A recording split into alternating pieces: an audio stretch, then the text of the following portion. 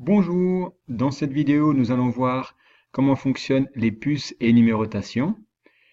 Cette option nous permet de faire des listes de courses, des listes d'ingrédients, des listes de pays, des listes d'une marche à suivre.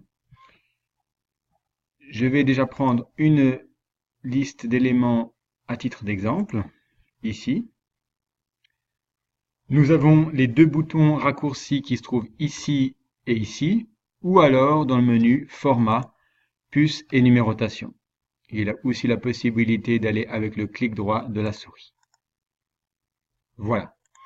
Donc, ce bouton-là permet d'insérer des puces. Si je clique sur la petite flèche qui se trouve à côté, je vois la liste des puces qu'il me propose, soit des petits ronds, des losanges, des carrés, des vues, des croix. L'autre bouton me permet d'ajouter une numérotation dans le cas où l'ordre des éléments est important, soit 1, 2, 3, soit des chiffres romains, soit ABC.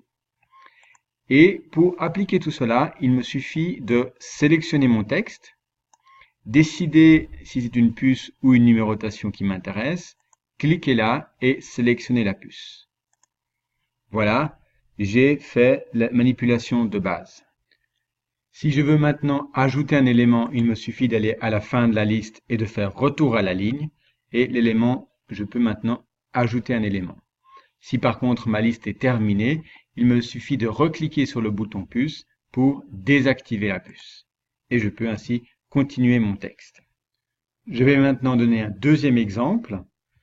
Je vais recoller mon texte et cette fois je vais faire une numérotation, toujours en sélectionnant mon texte, puis ici, choisir ma numérotation. Voilà. Je vais donner un troisième exemple maintenant dans le cas où on voudrait avoir un symbole comme puce. Pour cela, il me suffit par exemple un petit chien ou une planète Terre ou quelque chose comme ça. Je sélectionne mon texte comme tout à l'heure, je prends une puce comme tout à l'heure, mais maintenant je vais prendre la petite flèche et aller dans plus de puces et là je vais trouver mes symboles.